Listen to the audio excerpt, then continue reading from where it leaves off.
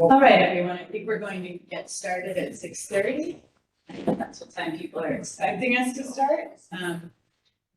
My name is Megan Morgan, Secretary of Involve Newport, and I'd like to welcome all of you here to Innovate Newport, as well as our viewers online to this forum tonight.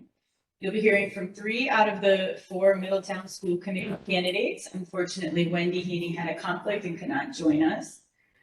The forum is a collaboration between the Greater Newport Chamber of Commerce, Involve Newport, Newport This Week, the League of Women Voters of Newport County.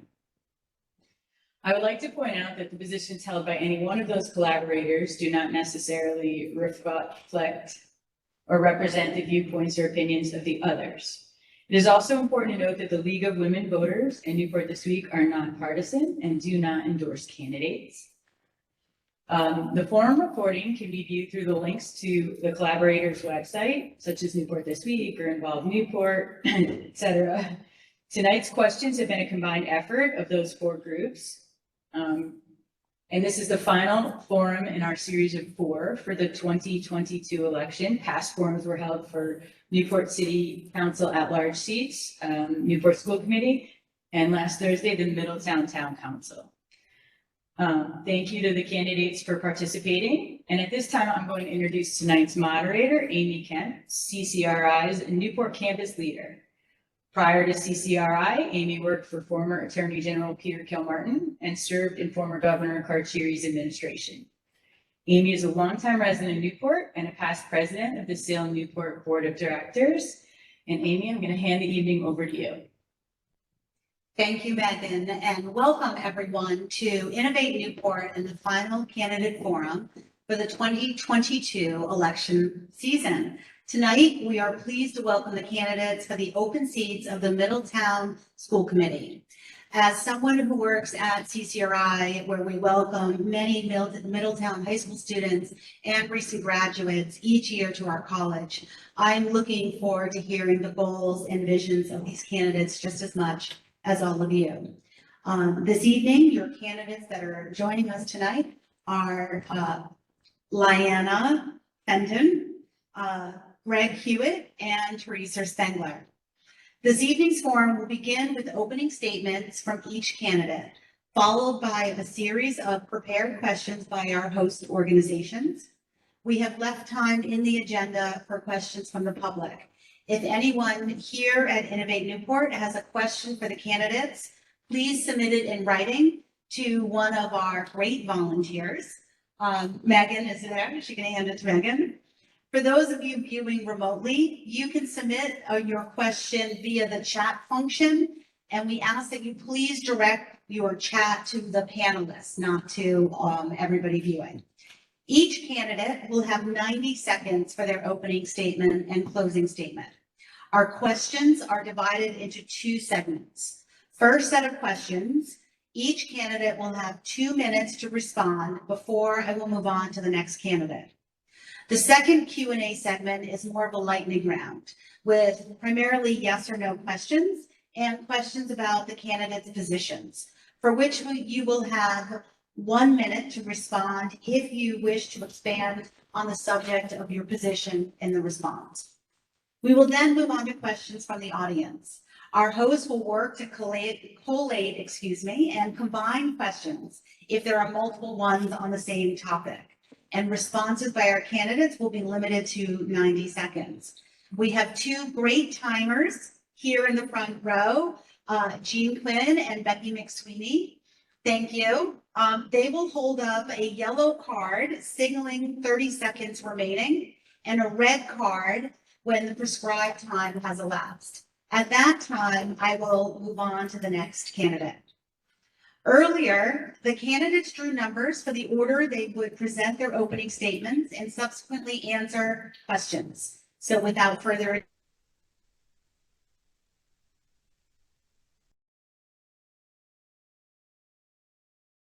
very much. Good evening. My name is Theresa Spengler. I am a lifelong resident of Middletown. I attended and graduated from Middletown High School. I am also the mother of 2 children who went through the Middletown public school systems. I come from a family of educators and I am a pre-K teacher and own and operate Silveira Kindergarten Nursery School for the past 27 years. I have been on Middletown School Committee for 20 years as a member, a vice chair, and as chairman. During those years, I have been part of the growth and development of our curriculum, including our new English language arts program, our current math program that is being worked on, and our science program that will be coming into fruition in the next 2 years. We have created and revised policies according to the evolution of our educational changes and the demands for our 21st century teaching and learning. I feel that if I am elected again, I will continue to ensure the success for every student, whether it is just in the Middletown public school systems or whether it is in a regionalized school district. Thank you for having me here. Thank you. Ooh. Thank you. Next, we will hear from Liana Fenton. I'm Theresa Fenton, and what I'd like to do is thank you for the. If I may, you may just, if you can speak very closely into the microphone so that everybody can hear you. Thank you. To thank you for the opportunity to speak and to give my viewpoints. First of all, I have been associated with a lot of state policies. I've been president and past president of the Rhode Island School Association, and I've been working with the New England Association of School Boards and the National School Boards also, to give them perspective of what we're doing throughout the state. I've also worked with RIPAC on the educational committee for the high school in restructuring. And from that, we got a career pathway for all schools, not just for the career techs. I've also worked with the first robotics and technology team with my family for 24 years. And I've been a teacher and a business owner in Massachusetts. Thank you. Next, Greg Huet. Good evening. Thank you all for being here tonight. I'm running for a seat on the school committee because I care about our kids and I want to put our kids first. I have 3 kids. I'm married. My wife is a physical therapist. She grew up in Portsmouth. My 3 kids, 2 of which graduated from Middletown High School. One's a union electrician, one's a master prepared social worker, and my youngest is in his first year of law school.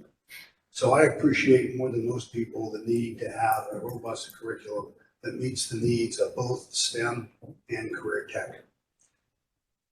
We need to get our kids prepared to compete against world powers, China. We aren't competing against just the kids within the state. We have electric boat right across the bay there that is dying for people in the trades. We aren't doing a very good job of educating those kids right now. We need to do that.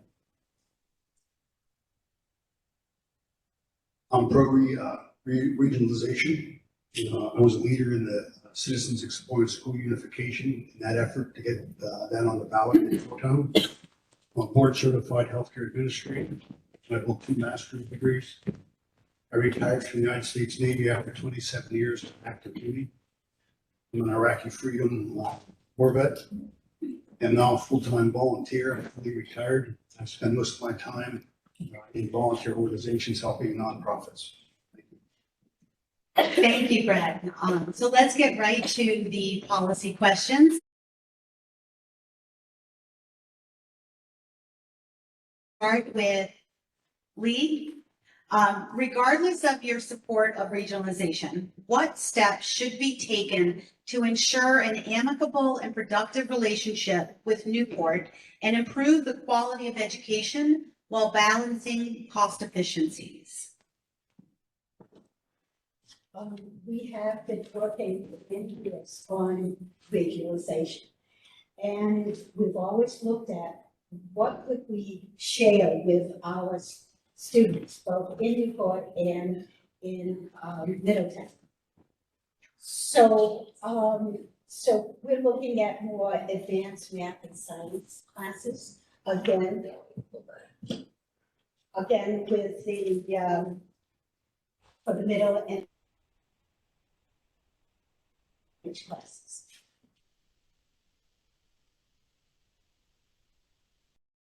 I've been doing that in the East Bay. So we've been working on that, that aspect. We need to look at how much it's gonna cost us. And with this bond, where we get up to 80% back, it's a very good, it's good for the town and for the city to look at how we spend that money and how we set it up, which we've been working on now, and I think it will do, well. Okay, now I'm hoping that we do get to that point a little bit more than we have in previous, where we can begin to share. I'm not from Rhode Island, but I came here and I asked the first question, why aren't we regionalized? Because we all have many different talents. Thank you. And just so everybody knows, the questions are on the boards too, because I realize it is a long question. So next, Greg Huet. Thank you. I think the first order of business is for Middletown to get their budget, school budget in order. We have some unresolved budget issues which are significant, and in order to get the confidence of the Newporters, we need to make sure we have our stuff taken care of first. The second is dialogue. We need to make sure that we have dialogue going with all the stakeholders, to include the teachers union, the school committee on both towns. I know the town council is working with the Newport council, but we need dialogue and to a much greater extent than is happening right now.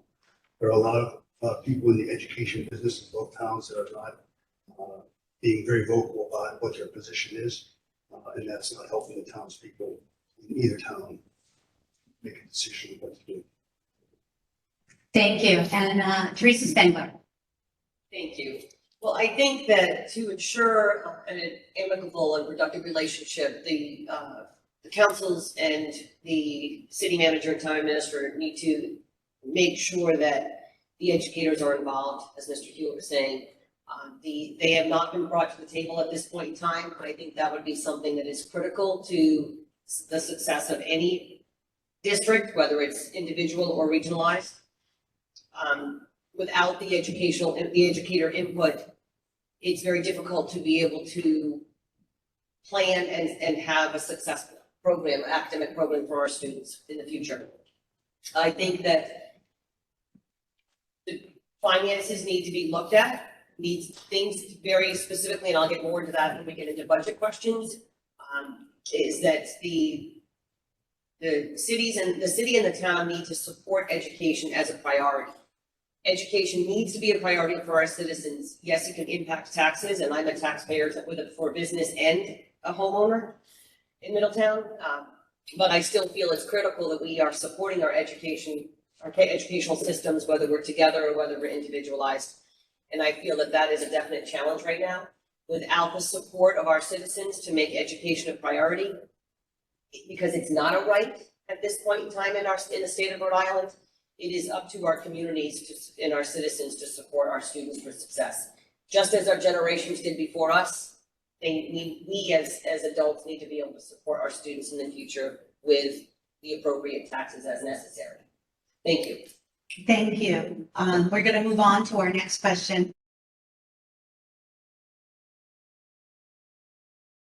This next question concerns budgeting and finance. And the first person who will be answering the question is, I believe, Greg Hewitt this time. Here's the question.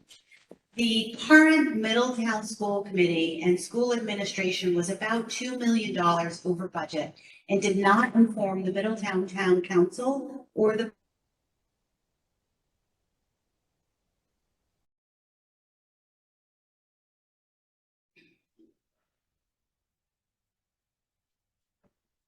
I think you have to have transparency. When you're a public servant, you're voted by the voters. You need to be honest with the people that voted you in. You need to be transparent. And I don't think that was the case with the $2 million deficit. I came from a world in the military where you knew from quarter to quarter where your budget was and where your expenses were. And that is a pretty significant shortfall. I understand that it was a personnel issue, and the superintendent did not want that to be public. And that's her call. I would have handled it a different way, but that's why it ends up that way. Great, thank you. And next, Theresa Spengler. Thank you. First, I want to say that that is not a true statement. The public did know, the town council did know about this years ago. When the funding formula was implemented from the state of Rhode Island, we sat there, explained to the town council that we were going to have a funding cliff. We were going to have a structural deficit in 10 years when the funding formula came to fruition and it was done. Each year, we continued to inform the town council of that every year when we submitted our annual budget to the council. And we explained that this is the decrease in funding from the state was going to create a structural deficit at some point in the future. We had a fund balance. 5 years ago, when the town council continued to fund the budget over the past 10 years, we got a few 4% increases, some 1%, and numerous zeros. In the past 5 years, we had 2 zeros, 1%, 1.6%, don't quote me, and then a 2%. Overall, the average over the past 5 years, Middletown Town Council only supported the school department 0.94%. So less than 1% each year for 5 years, yet they approved and ratified contracts that were $500,000 or more, however, didn't support those contracts and fund those contracts. Each year, we told them the structural deficit was coming. We had to use fund balance in the last 5 years, and we depleted that fund balance this year, which created this deficit of $2 million. So the accounting system had some errors this year. We take full responsibility for that. However, it is also a funding issue. The lack of dollars to support the school system can create the structural deficit. And we did warn the town council, and actually in February, it's in the superintendent's transmittal. Every time she submits to the town council, it provided the information that we were going to be in deficit this year. And we knew we were ahead of time, and the town council was aware of that. Thank you. Thank you. Lee Fenton, please. As you heard, it was a structural deficit at the state and local budgets. To go back to what we're trying to do to improve that is basically making education a right in our state constitution. Right now, the General Assembly can say, I will give you X amount of dollars, and that's it. And the town has to pay the rest. And when two entities, when they don't pay the right amount, we write grants, we do everything we can, do partnerships, but there's still that structural deficit. So I've been working at the state level with the state school board on making education a right. And we have partnerships and so forth. We've got the General Assembly. We explained to each of them, and they were on board, and it failed. It never came to a vote. So we're going to try again, and we're just going to keep at it to put education as a right, just like in Massachusetts. And that will help us with the structural deficit, because if we don't do it, then it's the same thing year after year. The town, the General Assembly will not give us enough money, but they give us lots of things that we have to do. They tell us. And the same thing with our local. They're telling us it's the state fault, the state is saying it's the town's fault. I just want, that's a problem, I want it solved. And that's what we've been working on for a few years. So it's not just, Oh, you can please finish that statement, yes. we cannot just say, well, here's the problem, we have to solve it. And that is what we're doing, both at the local and state level. Thank you.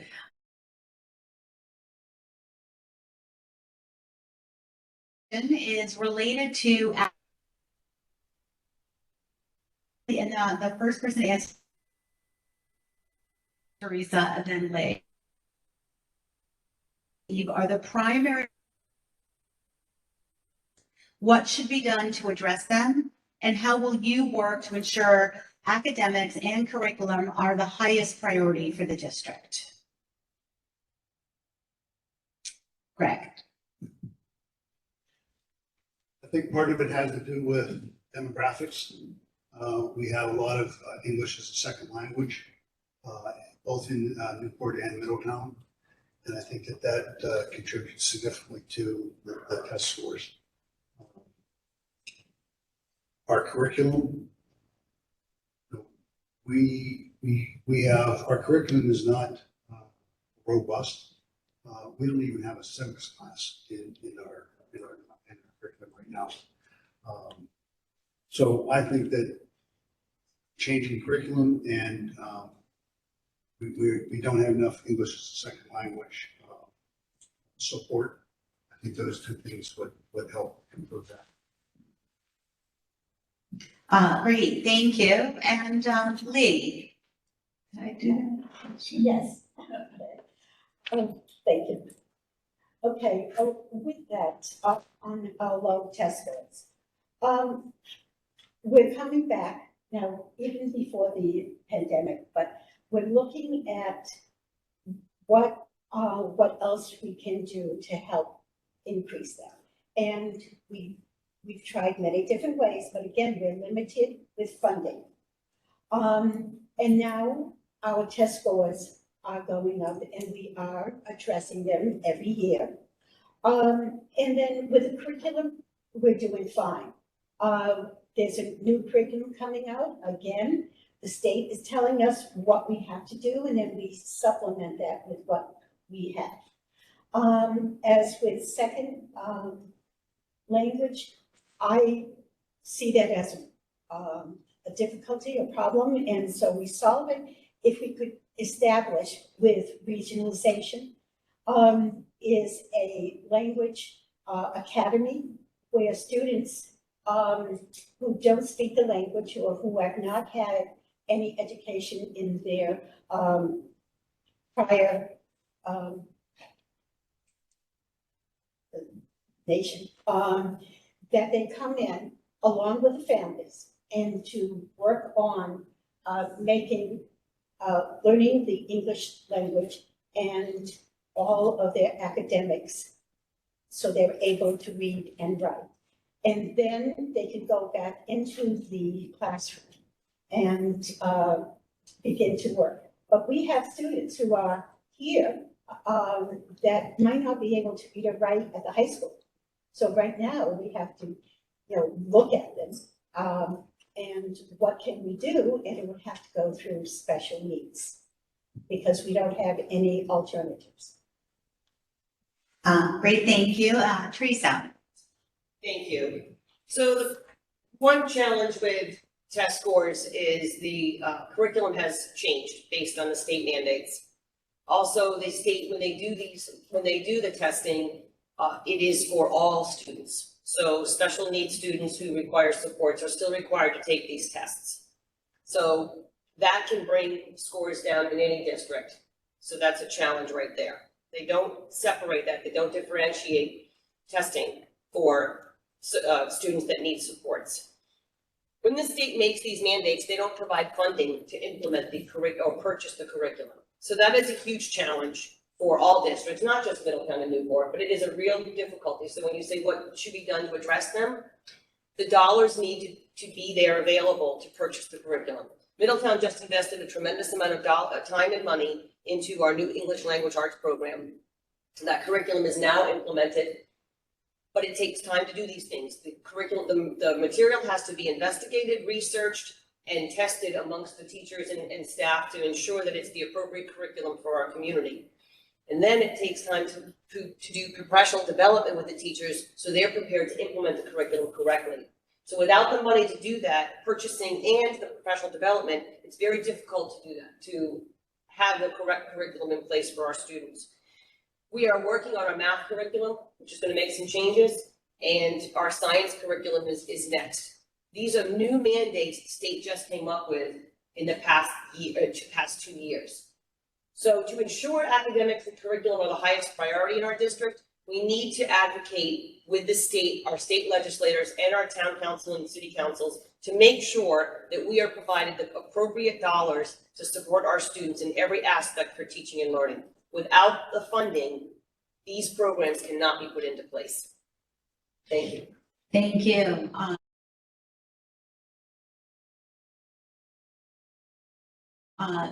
And our last 2-minute question is related to staffing. So Theresa, you will go first, followed by Lee and then Greg. Do you feel that Middletown Public Schools provide an attractive, competitive employment opportunity? Why or why not? Yes, I absolutely feel Middletown is competitive. We have high quality teachers. We seek out high quality teachers. So when we're searching for when a position is opened, we are very careful with in the interview process with checking back. I can't even think of the word. References. I apologize. So we are we do due diligence to ensure that we are hiring high quality people. We have a tremendous amount of employees who have longevity in our district, which is why it is very costly in our budget for our staff. If you look at our budget and you look at a pie chart, 80% of it is going towards staff because we have such seniority teachers that stay in our district for long periods of time because they're committed, they're dedicated, and they love teaching and learning, and they love Middletown community. I can't speak for Newport, so I apologize, but I just know that in Middletown, we have that longevity, which does increase the budget for staffing. People like to work in Middletown. Many of our teachers have grown up here and have lived here all their lives and have worked here, and they love this community, so they're passionate about teaching and learning. So that is why I really do feel that we have a competitive and attractive educational experience for our teachers. So, thank you. Thank you. Lee? Okay, and along with that, we also develop a pipeline, say like with substitutes and people who we want short and long term with our staff. So that way there'll always be someone to help come with us. What the pandemic did was really show us where our weak spots were, and we took it, and we are now working together to develop that pipeline. It's not only in Middletown, but we're doing that throughout the state. And so we do have attractive and good teachers. And yes, do they say, sometimes they're tired and so forth? Yes. And teaching is hard. I've been there, I've done it, and I think our teachers on the long run have been excellent. I cannot complain about them at all. And compared to other towns and cities, we're very lucky. Thank you. Greg, please. Thank you. There's a challenge throughout the state keeping teachers and hiring new teachers. So I think Middletown is doing fine. One of the challenges I think we're going to find in the future is affordable housing. It's tough to find a place in Middletown with a teacher's salary. So I think that will be one challenge we need to address. Great. Thank you, everyone. We're now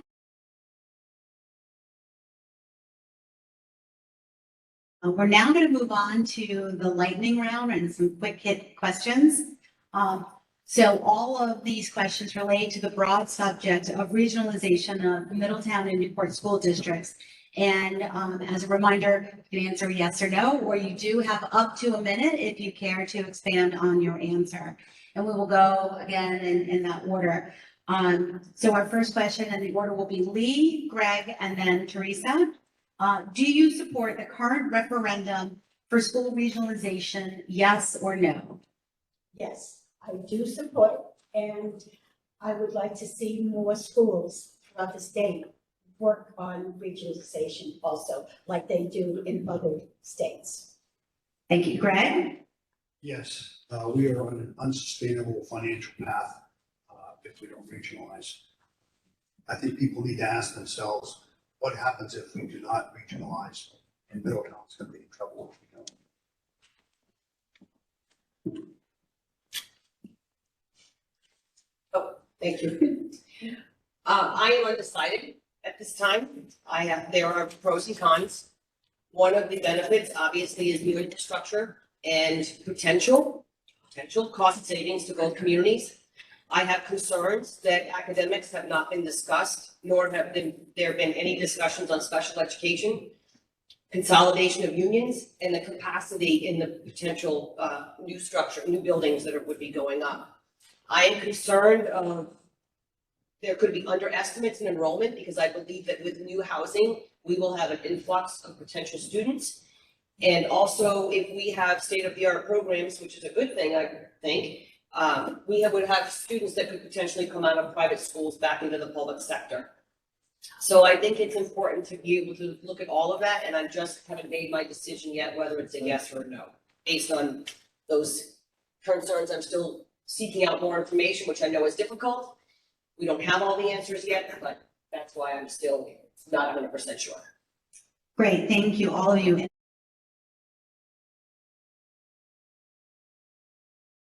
Following up on that question, to our next question, and the order will be Greg, Theresa, and Lee. Do you envision one high school for Middletown and Newport down the road? A lot of people would like to see that. Some others would not. The only way I think it will realistically happen is if we do regionalize. And I believe that if we do regionalize down the road, that it will. Thank you, Theresa. I really think that would depend. If the regionalization passes in both communities, that is a real possibility. Again, I think my concern with that would be that Rogers High School is being built with a capacity of 775. Off the top of my head, I apologize. I do not know what the number of, what the capacity would be for the proposed Middletown High School on the old drive-in property. If you're local, you know where that is. So I think if we did regionalize and that did happen, we also have to realize that if we have two schools and the one in Middletown became the one public school for the high school and the new Rogers will become the middle school, I'm concerned about capacity too, because if you combine Gaudet and Thompson, would they fit into that Rogers High School at 775? Especially if we have new housing and students coming from private schools. So that's where I worry about the capacity potential. Thank you, Lee. I don't see a high school right now since Middletown, Newport is building Rogers, and if this farm passes, we'll be building one of our own. But I do see potential in the middle school, and I think that's one place that we could begin to look at. How can we share the middle school experience? And I think that would be a good place to start, and as a feeder to our high schools as we're working through that. Thank you.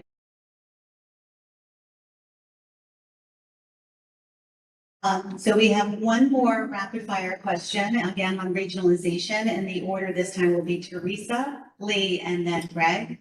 So if you could, please simply cite 2 pros and 2 cons or risks you see with regionalization of Newport and Middletown schools. So 2 pros and 2 cons.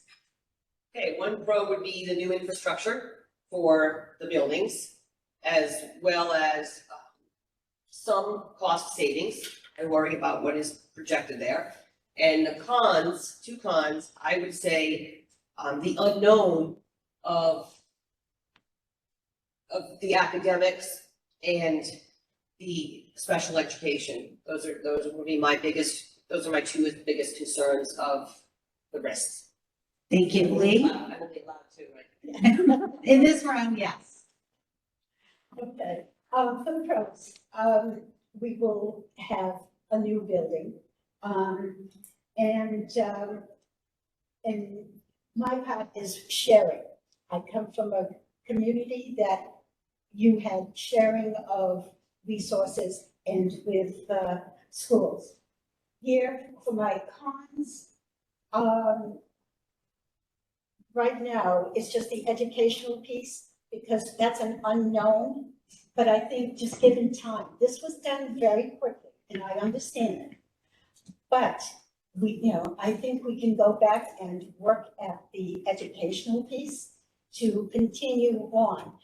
And I also worry about, we don't have a plan B. Thank you. And Greg? The pros, I think this is a no-brainer from a financial perspective.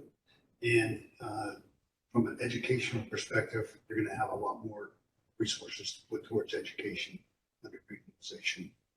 The cons, the unknowns, a lot of people are asking questions that simply can't answer truthfully because nobody knows the answer. Until you have a regional school district or school committee, you can't really answer the questions.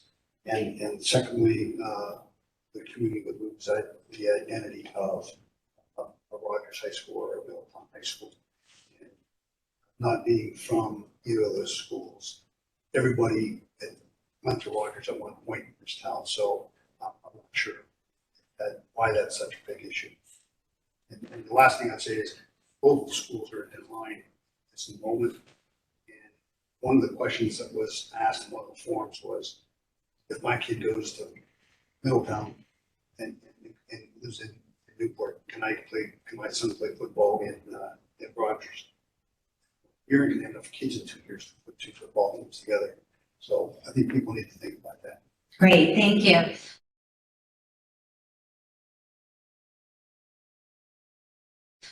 So that ends our rapid fire section. We are going to move on to questions from the audience, and we have received several.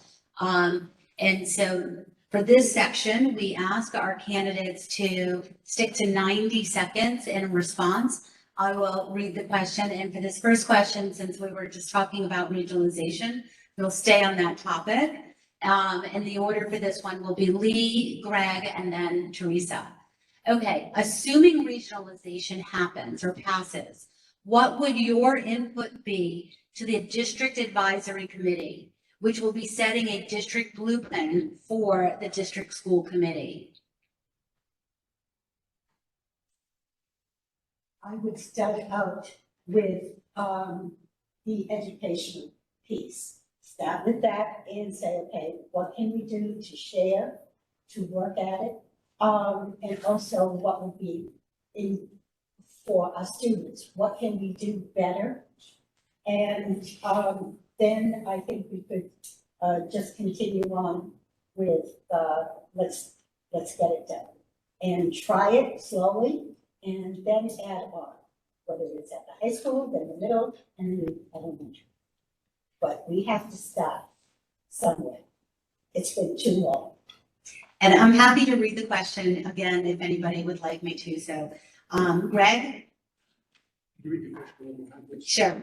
Oh, excuse me. Assuming regionalization passes, what would your input be to the district advisory committee, which will be setting a district blueprint for the district school committee?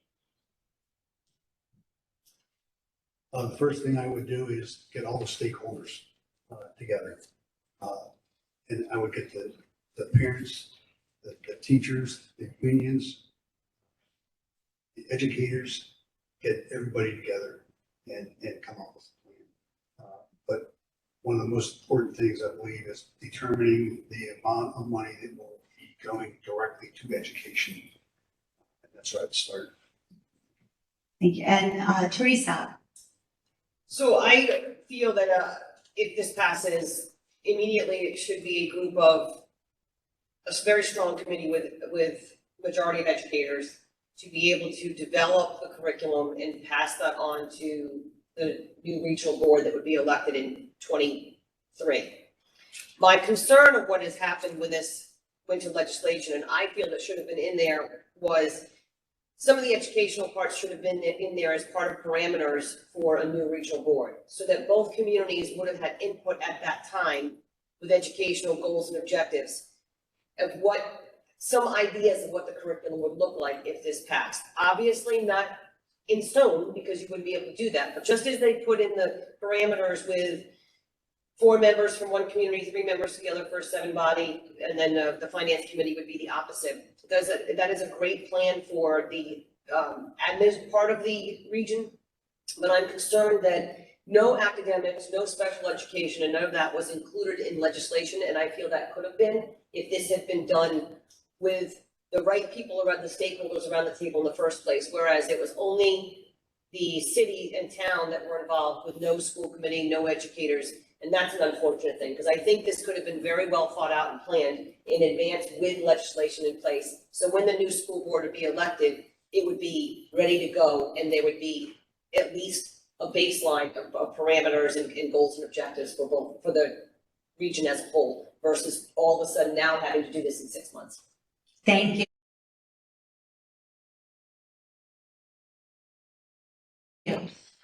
We are going to move back to a question on finances. And the order for this will be Greg, Theresa, and then Lade. Would you support the town taking over the financials for the school department, including oversight, accounts payable, payroll, etc.? They already have. Until the $2 million issue is resolved, the Middletown Town Council has already done that. And most of you may know that the Town Council authorizes the amount of money that goes to the school committee. So they can't tell the school committee how to spend it, but they give them the amount of dollars, and it's up to the school committee to manage that budget. But because of the $2 million, this Town Council has assumed responsibility for that. So it's already happened on a temporary basis. I think maybe I'll clarify the question just to get at it a little bit more and give you a little bit more time. So once the $2 million deficit is resolved, Okay. and going forward on a permanent basis, would you support the town taking over the financials for the school department and financial control of the school department? I think there needs to be separation. That's why people in the town elect the school committee. The school committee is responsible for that. Great, thank you. And Theresa? No, I would not support that at all. It is a very different accounting system. We use what's called UCOA, which is the Universal Chart of Accounts, which is required by Rhode Island Department of Education. The town does not use that kind of accounting system, so that would not be efficient at all. The town is solely responsible, based on a charter, for the overall budget. That's it. They can give $1 to the school department and say, you need to figure out how to spend it. So the line items are very critical, and if you're not an educator and you're not part of the system and you don't understand where the dollars and cents need to go, then it is not the town's responsibility. They have other departments to oversee, and that is their responsibility from the citizens and taxpayers to oversee the entire town, not to break down and spend the dollars and control teacher salaries and buying toilet paper. That's not their responsibility. So right now they are not, first of all, in control of the budget at this particular time. They are approving the requisitions on a daily basis or as needed, but they are not overseeing our budget right now. They have not taken control of that. We have agreed to an internal audit. We have no problems with them coming in and deciphering whatever they want to do. They haven't been able to find somebody or hire anybody to do that job. We have agreed to that 4 or 5 months ago. Please come in and do a forensic audit, and they have not been able to hire anybody. So they are part of the process right now. I approve requisitions after it goes through the superintendent, it comes to me, and then it goes directly over to the town finance department for their final approval. And I just have to say this because I want to clarify, please. The reason why we're doing that is that it's just a second set of eyes to be able to look at the budget and say, yes, you have this $11,000 to write a check to the oil company. So it's just a second set of eyes, but they're not controlling the budget because they cannot come back by law to say, no, you can't write that check. So it is just a second set of eyes to be able to ensure that we're not making any more mistakes. Because yes, there were big mistakes this past year. So we're working with the town to rectify that and ensure it doesn't happen again. Thank you. And Lee? Again, it's a state law, so the town or the city cannot come and take over your budget. So, but we do work closely with the town, and we're doing shared services, or we're looking at, they're checking our expenses, as Theresa said, all this and taking into account. And yes, we do a yearly audit, so that has been, there, and we've been doing fine for the past years. It's just what happens now. And, we just have to keep track of all expenses. But basically, this plan is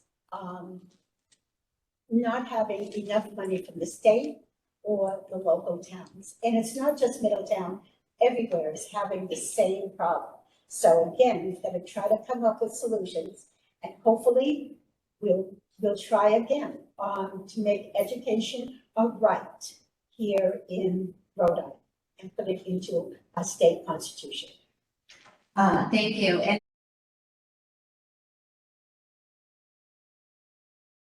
And sticking on the topic of finances, and for this question, we'll start with Theresa, Lee, and then Greg. Respectively, how did the school finances get into such a state of disarray that we are finding ourselves here today? So if you can maybe dive into that a little bit, how did the finances in Middletown get into this place today that I know you have referenced a couple of times? Yes, as I had mentioned, we were underfunded for 10 years when we lost the state aid. And at the same time, the municipality was not giving us the 4%. Now, Rhode Island is only, each district in Rhode Island is only allowed to ask for 4%.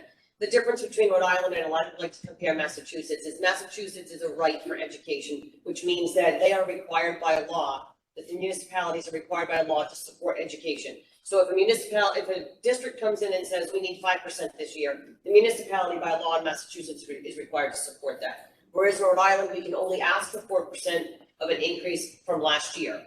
So as I mentioned earlier, the last 5 years, we were underfunded. We got less than 1% of an increase with $500,000 contracts, increases in costs.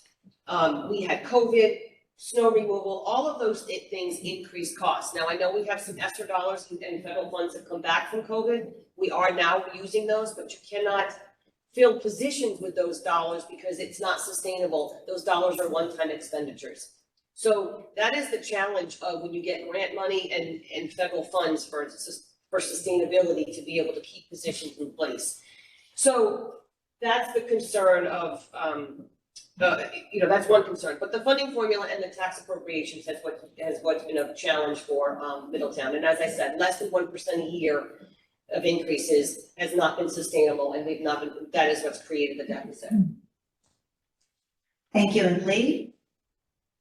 And we've been talking with our town council year after year and telling them, and their decision was not to fund us. But again, this is why we need to have education as a right here in Rhode Island, because that's the only way that we will be able to get funding from the state for our needs, just like in Massachusetts. And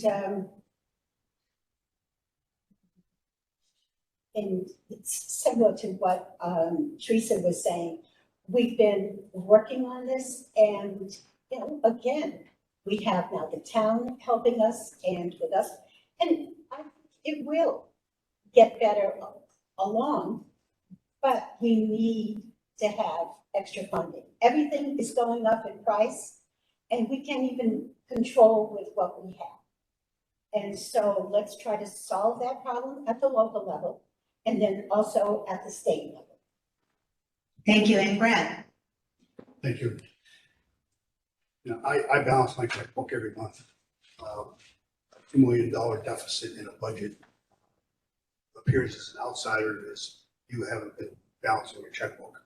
Matter of fact is that they had a bookkeeper who wasn't doing their job properly. That's why we had a $2 million deficit. And there wasn't proper oversight. That's the simple matter. It's a personnel issue. Speak up. I said it was a personnel issue. We had a bookkeeper who wasn't doing their job, and there wasn't proper oversight. And that's why we have a $2 million deficit. It had nothing to do with the town not funding the school department appropriately over 4 or 5 or 6 years. That happened in 1 year, that $2 million. It was because things weren't booked over time. That's the true fact of it. I think we're going to move on, but we will be able to have time in the end too. Yes.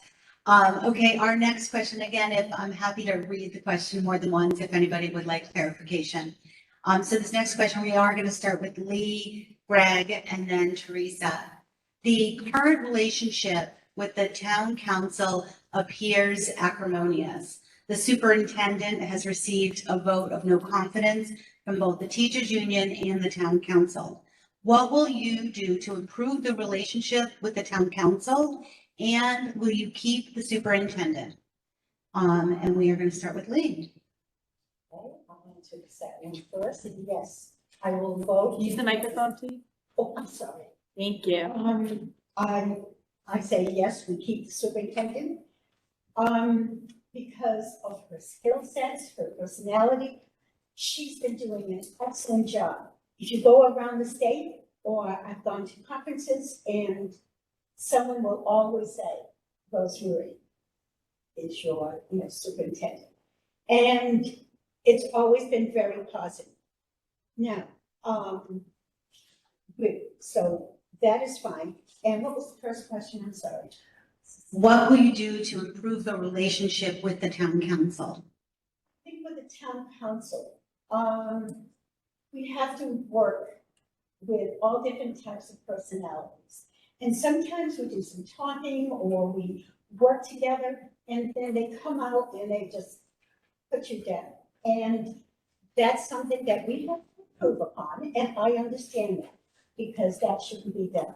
How I would do it in business, or as I did it in education, is basically you talk to people on a personal level and work through all those problems. And that should happen. Thank you. And Greg? I've met with Mrs. Krager, and she's a very pleasant person. And I think she tries her best to do a great job. I don't know what her contract status is, and I'm not gonna say publicly I would get rid of her or keep her. I don't think that's appropriate.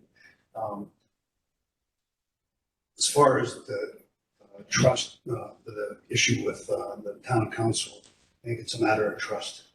There have been a lot of things over the years that have happened that have caused the town council to not trust the school committee and the superintendent. So I think what needs to be done in the future to improve that is to work individually with the counselors and build that trust through appropriate actions. And I know many of the town counselors and have a relationship with many of the town counselors, and I'm certain that can occur. Great, thank you. And Theresa?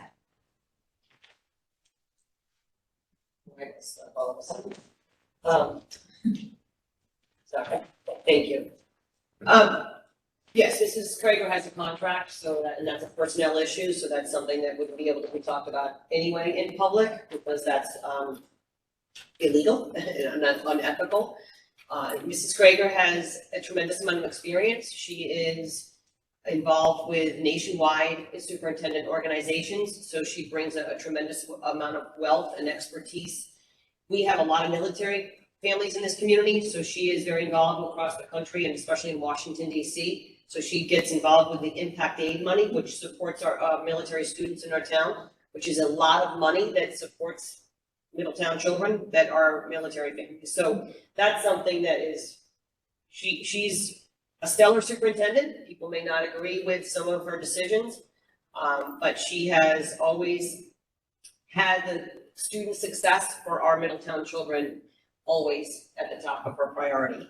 In regards to the town council and the relationship with the town council, we have always been transparent and provided specific details and transmittals to the town council with open information and providing them details. There are times when, yes, there's been some controversy and some differences of opinion, but I think that as time has gone on and the council members changed, the professional relationship has begun to develop and I see some improvement. So I think it just depends, some of it's personality conflicts, and that can be a difficult situation. Our citizens of town are elected officials, so I just hope that in the future that the councils, and whether it's regionalized or not, maintain that professional relationship and do everything in the best interest of our citizens.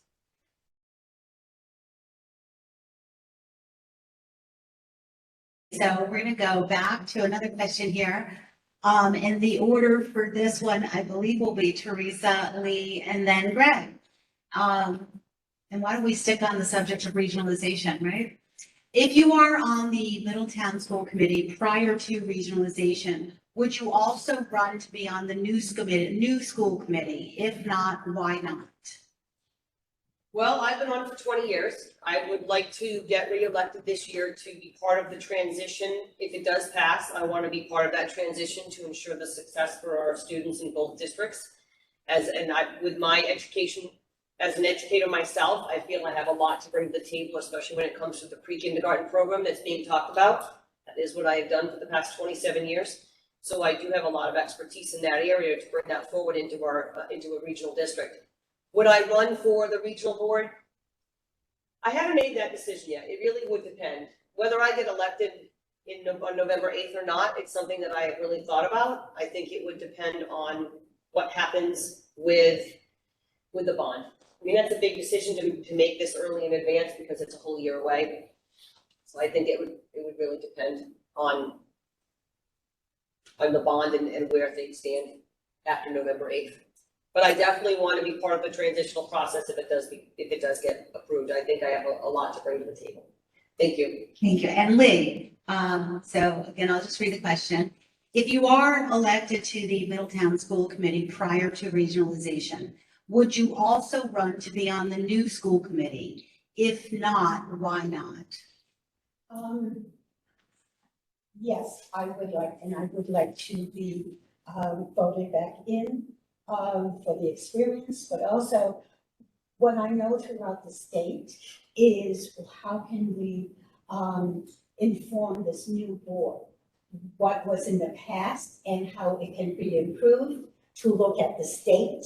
What is the state doing at the Department of Education, and also work with the General Assembly until we can get education as far passed. But I think it's important for all of us to work together to make regionalization happen. It's been too many committees, too much time, and this island could really begin to help out if we could begin to regionalize and share services. Maybe, we can just help each other out. We all have the same problems and we could help with the solutions. Thank you. And Greg, do you want me to read the question again or you got it? Okay. Yes, I would run for the regionalized school committee. Regionalization, I think, is an opportunity that is not going to come very often.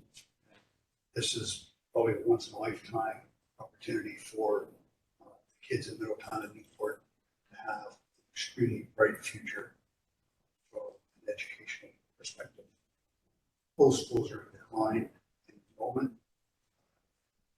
Middletown's structures are deteriorating. The influx of money from this and the relief for especially the elderly taxpayers in Middletown. We are on an unsustainable financial path. the Middletown, elderly residents in Middletown on fixed incomes can't afford what will happen. So yes, I will run it. I want to be part of that. Thank you. Thank you.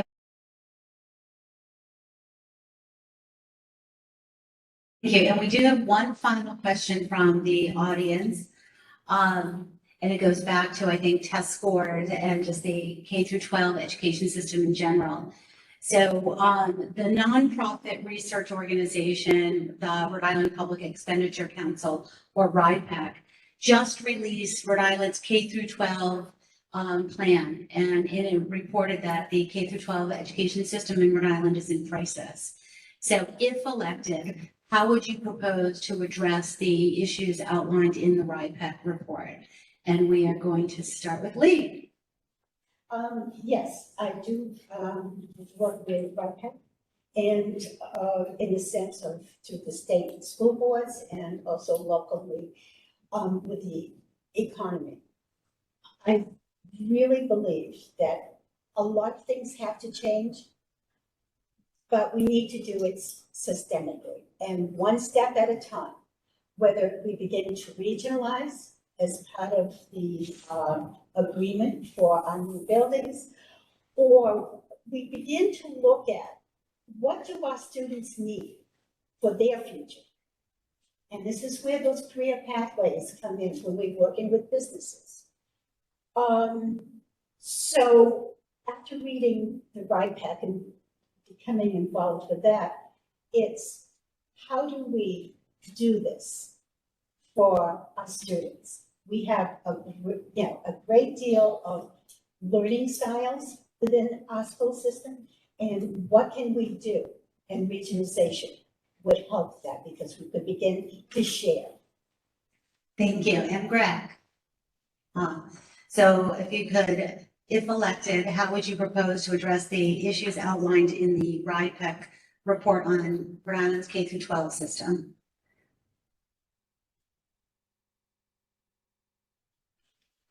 Again, I think it's. Speak up louder. I think, it's, you need to get the stakeholders involved and get people to work as a team. And that is what I don't see happening a lot in situation. And I'm talking town council, the school committee, the teachers union, everybody to address it. You can't take little parts of it and think it's going to work. You need to get everybody working together, and you need leaders to make that happen. So you need everybody working together, and the parents. We have a lot of kids that parents aren't involved. We need to get the parents involved. Great, thank you. And Theresa. So I would advocate for increase in funding to ensure that the academic resources, including the updated technology and the tools that the students would need, the curriculum tools, whether it's online or whether it's a textbook in hand, are available for our students. And along with that, more importantly, is to ensure the teachers are trained to provide the appropriate academics for differentiating teaching and learning, so that each of our students are provided their individual needs are met wherever they are at, whether it's special education students or whether it's students who are in AP classes. It's critical that we are supporting those students financially. The funding is critical in order to provide the tools for our students to have. Without the tools of curriculum, then there is no ability to improve those test scores. So it all comes down, unfortunately, to dollars and cents for curriculum and academic programs, as well as ensuring that teachers are trained and the professional development opportunities are there for them to implement the appropriate curriculum for teaching and learning. Great, thank you.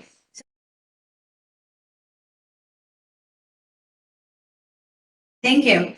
So I want to thank the audience for all of your very thoughtful questions, and to our candidates for the very thoughtful responses. At this time, we are going to move on to our closing statements. Each individual candidate will have 90 seconds to leave the constituents here in the room and watching at home on Zoom with your final thoughts on your candidacy for Middletown School Committee. And going in the order we have all evening, we will start with Greg, followed by Theresa, and then Lee. So Greg, you have 90 seconds, please. I would like to thank the sponsors for bringing this event to the public. I'd like to thank my fellow candidates for their willingness to serve their community. To the Middletown voters, I humbly ask for your support. I believe that there is a need for new people, new ideas, new leadership on our school committee. Our school district is not in a good place with unresolved and very significant budget issues, deteriorating schools, declining enrollment. None of this happened overnight. If elected, I promise I will be a vocal leader and inclusive of all stakeholders. In making decisions, I will provide honest answers and on all critical decisions, and that I will best serve educational needs for our children. Thank you. Thank you, Greg. And Theresa. Okay, well, I thank you for the opportunity to be here. I just have, before I say my final statement, I just have to say the budget statement was not true, and I have to correct that. We have never been in deficit before this year. We have been short-staffed in our business office. We have not hired new people due to retirements. Our audits have always been perfect. And if you look at the past 5 years and the dollars regarding our funding the funding formula and using our fund balance, it's truly only been in the past 5 years, and we've been very transparent and public about that. That clearly shows that when we have that, we're going to get it up on the website. I'm going to make sure of that. I'm going to hopefully make sure of that. But I do feel that that's been a huge part of our thing. So our finances have never been in this condition before, and we have been transparent that saying this was coming. I hope that folks would consider re-electing me again. I bring expertise and experience as an educator, a business owner, a parent, and now here's on the school committee as a member, as vice chair, and as chair. I have a relationship with people in the community. I see the children leave my building to go into the public school system, so I'm very invested into our future of education, our children in the future. And I believe that education needs to be a priority in our community. And I feel that by serving another term or 1 year, whatever it may be, based on the bond, I feel that I would be a good candidate to continue in the role that I've been doing. And I thank the community for their support up until this time. But thank you very much. Thank you, and Lee. Thank you again for putting this on for us. I too would like to do one more term, or as it now to continue with the work at the local level and also at the state level, because that's where things are going to make a difference for our students. We always look at the different skills that our students have and what they need. Now, if we don't have enough money, do we write grants? Do we look for partnerships with business? And so we're always looking to solve those problems as they come up. We do not sit back and say, well, we can't do it this year. We find ways of doing it. And I've been very pleased with that. But we do need more problem solvers to help us. And I hope that I am re-elected to continue the work, both locally and at the state level. Thank you. Thank you. And that concludes tonight's candidates forum. I want to thank our candidates for being here tonight, and also thank you for your public service. So thank you. And on behalf of our host organizations, Newport This Week, Involve Newport, the League of Women Voters of Newport County, and the Greater Newport Chamber of Commerce, thank you all for attending. I also want to give a shout out to our volunteers, Lynn and Megan, and of course, our wonderful timers that kept the candidates on time, Jean Quinn and Becky McSweeney. And to our audience members, thank you all for coming out tonight and listening to the candidates. We look forward to seeing you on Election Day, November 8th. Tell your friends, get out and vote if you haven't already voted. So thank you and have a good evening.